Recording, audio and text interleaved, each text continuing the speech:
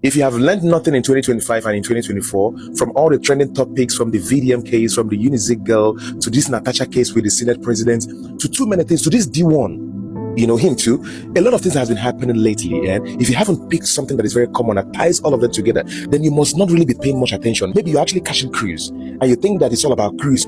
See, buy for cruise the pass. So we're in the real business now. Right? Now, one thing that ties every of these cases together, one thing that is very common in all of these cases that I actually mentioned to you right now, is that you need to be very careful. In this content era. What am I saying? In this content era, you can easily trend for no just reason. But if you have evidence, you are safe. Reactions trailing the suspension of Senator Natasha Akpoti-Uduaghan, lawmaker representing Kogi Central, despite an order of the Federal High Court restraining the Senate from proceeding with a purported investigation against Senator Akpoti-Uduaghan. The Senate Committee on Ethics, Code of Conduct, and Public Relations moved to suspend Akpoti-Uduaghan for 6 months over alleged violation of the Red Chamber's rules. Prayer one. Yes. That the Senate do suspend Senator Natasha Akpoti-Uduaghan for 6 months for a total violation of the Senate Standing Rules 2023 as amended, for bringing the presiding officer and the entire Nigerian Senate in general to public opprobrium. Those in support of prayer one say aye. Aye. Those against say nay. I put the question. Those in support of prayer one say aye. Aye. Those against say nay. The ayes have it. Senate President Godswill Akpabio there being the judge and jury in his own case. I mean, we know that the Senate has asked her to apologize, or they're saying that they might lift the suspension if she apologizes, which is very debatable at this point. I mean, the conversation is huge. But let me read some of the moves by the panel, if we can pull that up really quickly. Well, the recommendations of the Senate panel on Natasha Akpoti's seating arrangement. I'll read them. They say, 1, the Senate panel recommends the suspension of Natasha Akpoti-Uduaghan from all legislative activities effective March 6, 2025. 2, her office should be locked and she must hand over all Senate properties in her possession to the clerk of the National Assembly for the duration of the suspension. 3, neither the suspension nor her staff should be seen within the premises of the National Assembly during the suspension period. Her salaries, allowances, and those of her legislative aides should be suspended, along with the withdrawal of all security detail for the duration of the suspension. 5, she should be barred from representing herself locally or internationally as a senator of the Federal Republic of Nigeria during the suspension. 6, the Senate Committee on Ethics, Privileges, and Public Petitions recommended a 6-month suspension for the lawmaker representing Kogi Central. I thought it was important to read this out for our viewers who are just tuning in at this moment. But I mean, I believe Senator Orji Uzor-Kalu had stopped, is it order 4 or which one was it? Allowing her staff probably to be able to, to be paid. But I think what we should question here is the fact that, her salary is being withdrawn at the same time that for her suspension. Many have argued that, other senators that were suspended still received their salaries. So, that's one of the biggest questions that we should ask here at this moment. But let me take a reaction to this story. This is from Shehu Sani, who wrote, when I publicly disclosed the salaries and allowances of the senators, it nearly earned me a 6-month suspension, if not for divine intervention of Saraki and Ekore Madu's immediate rescue. Just know that if you are there and you blow a whistle too loudly, you will be on your own. No senator go bring him head or neck to support you. And that is what played out yesterday, because it appeared that Natasha was on her own. Well, following her suspension, the Kogi Central lawmaker was escorted out of the chambers by the sergeant-at-arms. But before she left, she declared that this injustice will not be sustained. This injustice will not be sustained. The pursuit for justice.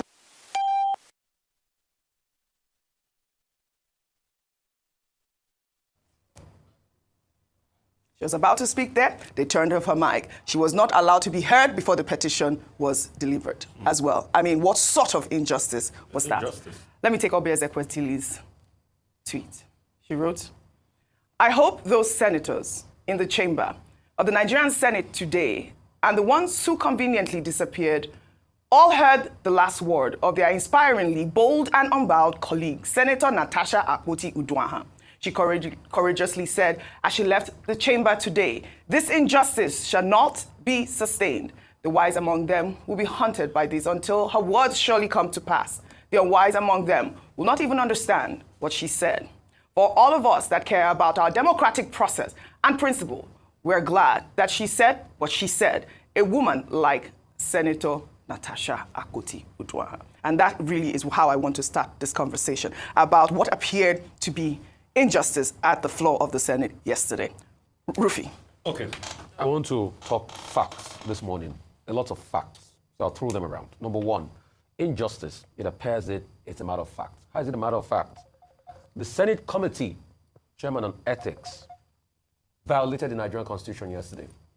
There was a court order served on him that the case should not go on until, I think they variated on the 10th of March, thereabout. But they said, oh, the National Assembly takes preeminence more than the court process. I'll read what the Nigerian Constitution says. Section 4, Section 8, judicial review of legislative powers. This section states explicitly, the exercise of National Assembly powers or the State House of Assembly powers is subject to judicial review. Nigerian Constitution, not my opinion, not Rufai talking. Nigerian Constitution, the ground norm. Section 6, Section 6(6)(b), judicial powers extend to all actions and decisions. This grants the judicial authority to adjudicate all matters, including all disputes involving the National Assembly. The Senator Masue violated this because, as quoted in the Tribune newspaper, he said the National Assembly takes preeminence. Based on this, they didn't hear our side of the story. There was no fair hearing, and they wrote their reports hastily. The question you ask is, why did they hastily write the report? Because they wanted to nail her. And they read the report out, indicting her, without hearing her own side of the story in this. I mean, we've seen more egregious scandal. People were given the right of reply. You remember the case of Senator Elisha Abu, when he had the sex toy something? Yes, yeah. He was given the right of reply. We even remember how he was shouting on the First Lady now during his session. And I think that session, where he was subjected to the Ethics Committee, was broadcast live. We saw excerpt of that. We saw the excerpt of the interchange. So Senator Natasha Akpoti also asked that this section should be broadcasted live, but no, they said no. They will not put it live. Secondly, I know you're already giving me the eyes. Secondly, is the case of, harassment, sexual harassment. Finally, they've put that one. We'll see if they're going to investigate it. So everything looks like a witch hunt. And it is obvious and it is clear as regards that. So these are facts. People can controvert them if they want. Well, before I come to you, Ayo. See, this is a lesson to Nigeria, to Nigerians out there. A very, very big lesson that they have mortgaged your right to speak. Yes, because now anybody that sits in the Senate, that is the president, that is the vice president, is automatically a god in that country. It's a very, very big shame. It's sad. I feel so sad for her. You understand? She has done it. It's just that we all know from the start that she can't win this fight. The First Lady of Nigeria has broken her silence on the feud between Senate President Godswill Akpabio and Natasha Akpoti-Uduaghan over the sexual harassment allegations. While speaking to journalists ahead of International Women's Day, the First Lady said the Senate chamber should be a place of honor, not controversy, and urged Nigerian women to assert themselves in leadership positions by shutting down any form of sexual harassment.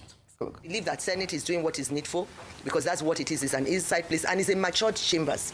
We shouldn't be hearing things like that. It's a matured chamber and it should be treated with respect. It's an honor for you to be in that place alone. I was there for 12 years, even in my younger days, and I'm still trying to look young, But people compliment you all the time. Only that, just put your place in yourself. Women, raise yourself high. Don't be in a position that men will be talking to you. You can always shut them down before they start. So all the very best. Keep doing your best. Happy International Women's Day. Happy International Women's Day to Senator Remi Tinubu, First Lady of Nigeria. So many takeaways from her comments there. One of which, she said that the Senate House is what? What did she say? For mature people, and it's supposed to be for mature minds. And the second, which we'll discuss after I take some tweets, is the fact that she said, you'd have to find ways to shut men down before they sexually harass you. I mean, that's a comment from First Lady of Nigeria. Let me take Rinu Oduwala's tweet. She wrote, 9 years ago, she was also disrupting and creating controversy in the Nigerian Senate. She pulled up an old video. Let's take a look at that video. Colleagues, order. Why I'm taking order.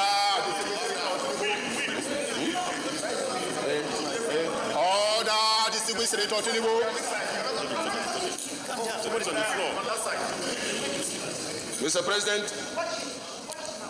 Mr. President, distinguished colleagues, why I'm taking us through this thing is because the nation is watching us. All right, we said nations. I mean, there you have it. I mean, we are not at all encouraging, the sort of disruptiveness on the show. We have talked about decorum and how important it is for the senators to show decorum when they're on the floor of the Senate. And that really is the main point. I mean, what is good for the goose is good for the gander. I'd like a comment from you because I'd like to also touch more on the issues that were raised about sexual harassment. Thank you. So when this matter started, one of the people that some Nigerians had called on to speak up was the First Lady, Senator Remi Tinubu. One, because of her position as the First Lady of the nation and a woman who has positioned herself as a women's rights agenda advocate. And then second as well, because of her history and experience as having been a senator of the Federal Republic of Nigeria, a woman at that. So it was expected that she would understand some of the peculiarities of the challenges that women in the chambers face and be able to speak objectively to this matter. Unfortunately, I'm not sure if people would feel if some people might not feel disappointed by some of the comments made by her, with due respect. And I say this because, more than ever, she understands how tensions can get high and how, as a woman in a place where you're in the minority, you feel the need to speak up for your rights. We saw, thank God, that the internet never forgets, and we saw that video. In fact, remember how that debate between her and Senator Dino Melaye went on for so long that Dino Melaye came to Lagos on body lawn and said he was in front of her house, let her do her worst. And a lot of Nigerians spoke up for her and spoke up for the injustice at this point. And she herself didn't need a lot of voices. She looked at when they were shouting, order, order, she asserted herself. Yes. Thankfully for her, no one invited her to come before an ethics committee to defend her actions in the chambers. I wonder what the difference between that time and now is. One, was it a question of the leadership at the time? The fact that the leader was able to understand her stance and wasn't the leader in the direct eye of the storm, so he was able to be objective in this matter. Because that's the conversation we're also having, and I'm glad you said that, a judge and a jury in his own matter. Senator Akpabio is a principal actor in this situation. He ought to have, has been advised by well-meaning Nigerians to at least recuse himself. I said earlier on, even if it were for the optics alone, to show that in the chambers, things are done properly, and I'm a man of integrity. Therefore, I'm willing to subject myself to investigation to prove the fact that I am not, all these things you've said. But unfortunately, that didn't happen. What made matters worse is that it seemed as if her voice was further oppressed and depressed because she wasn't allowed to speak at all. She had to put in the mic, and then her mic was switched off, and she was unceremoniously walked out. It doesn't speak well at all for Nigeria or for women. And I said it earlier, 4 down to 3. Yes. I hope the other 3 female senators will survive in the House where it has become a gentleman's club. So it's very sad to hear this. Very, very sad. And I just wanted also, because yesterday we discussed the topic of sexual harassment and the definition of sexual harassment, and I got some responses. I'd like to read that before I come to you. And this is a response I got from Instagram, and this person wrote, "Hello, good morning, OG. On your show this morning, What's Trending, after defining the term sexual harassment, you went ahead to say that if a lady dresses in a transparent or body-bearing clothing, that it does not concern the men. That if he looks at her somehow, it can amount to sexual harassment. How quickly did you forget that sexual harassment is not peculiar to one gender? The man can also be sexually harassed by a woman. Remember that men are moved by what they see. If a woman dresses as to invite a man to look at her, she's sexually harassing the men. Inasmuch as anyone can dress as it pleases him or her to social events, it is not so for official events and workplaces. We're all parents. And whatever side we take, it will affect our own children of the opposite gender." And this is from Mwadi. I believe Mwadi missed the session when we talked about the fact that it goes both ways. So because Natasha Akpoti-Uduaghan was the topic and she was female, we concentrated on her topic. Of course, we have advocated here, and you also said it, Dr. Abati, yesterday, that it goes both ways. You teach your men, you teach your men how to behave, you teach your women how to behave as well. But also, let me just, again, read the definition of sexual harassment before I come to you, Dr. Abati. Sexual harassment is unwelcome sexual behavior that makes someone feel uncomfortable or humiliated. It can include physical, verbal, or visual actions. Sexual harassment is a form of sexual violence, which includes any sexual activity. This is a separate definition from which I read yesterday, and I wanted to make sure that we have that as well. Dr. Abati, over to you. Okay. I think the issues are as follows. Yes. Earlier on today, I said that, look, beyond the melodrama on the table or on the floor of the National Assembly, I think that the major thing here is that in terms of the conversation, public attention has been drawn afresh, regardless of whatever attitude anybody has towards it, about certain fundamental issues, about misogyny, or if you like, you call it sexual harassment, about the place of women in politics, and also about, the conduct of persons representing Nigeria at the highest levels. Those are issues of debate that will not go away. That these are issues that Nigeria will return to again and again about women representation and their place in politics. So in terms of issues, those are, live subjects that we'll continue to deal with. That may well be the gain of the whole of this melodrama. Now to the substantive issue. Under Section 60 of the 1999 Constitution, the Senate has the right, or the National Assembly, if you like, to make its own rules for the conduct of its own affairs. But the same Constitution of Nigeria, also recognizes the separation of powers. Principle established by Baron de Montesquieu in 1745 in an essay titled The Spirit of Law. The spirit of law, that is separate, sections of government, the legislature, the executive, the executive, the legislature, and the judiciary. They are separate, but they can work together to defend the spirit of the law. Without being pedantic, quickly. If Mrs. Akpoti-Uduaghan feels that she has been served badly, there is injustice, she still has the right, under the constitutions of Nigeria, to seek redress where her rights may have been violated. And that's why she has already even filed a case dealing with fundamental human rights enforcement. Because even when you say there is separation of powers, you cannot abuse the rights of an individual. The court can inquire into that. But the precedent is that even the judiciary cannot dictate to the legislature. And, that's the principle under those three sections. However, the court knows what to do. We're told that Justice Iguatu's court is going to sit today. If there's been any violation of the law on the part of the Senate, insisting on his own rules and his rights under Section 60, the court can charge them for contempt, can charge the chairman of that committee for contempt. That, I think, is a major issue. Yeah. But this conversation will continue. Rights where they've been violated should be defended. And I see that you are concerned about Mrs. Uduaghan's salary. The thing is that in the past, other persons who were suspended collected their salaries. That's the point. I feel it's fair. Maybe they should allow her to have a salary, whether she needs it or not. But it's just unfortunate that the people who have been served the short end of the stick in this are the people of Kogi Central that she's representing. Because for as long as she's on suspension, nobody will be there to defend their interests from Kogi Central. Absolutely. In terms of Senator Remi Tinubu's comments, where she talked about trying to prevent sexual harassment before it happens, and to go back to that comment from that Instagram user who talked about the fact that when I said if you go out and your skin is showing or your dress is the man's fault, it's also the woman's fault. I mean, do you understand that people in Saudi Arabia get raped, get sexually harassed, and they are fully clothed? So it really doesn't have anything to do with what you're wearing. Like, this is what the point I'm trying to establish. It really doesn't have anything to do with how you appear. It has to do with what the person does to you. And that's really the point. Whether it's a man or a woman, because I've seen women who sexually harass men. I've seen, men who... Nigerian men yes, will be glad. yes, I've seen that. I've seen that. Yes, go ahead. Because it's such an important... Sexual harassment is in the mind. Yes. And please, it's not about what the person wears. Yes, They are beautiful looking women. Right. That, goodness me, in the mind of some men, they've sexually harassed. Yes. They use the image of those women for their personal sexual activities, which is a wrong one. I mean, I don't want to masturbate on this topic too much. No, give us empirical facts on the subject. So, with due respect, Dr. Abati, I will give you empirical facts. Yes. There are men that take pictures of beautiful looking women and use to commit acts of personal, sexual sensationalizing of their organs and their fantasy and their organs. The woman does not even need to wear anything sometimes. And that's why we need to condemn it. It's in the mind of the person.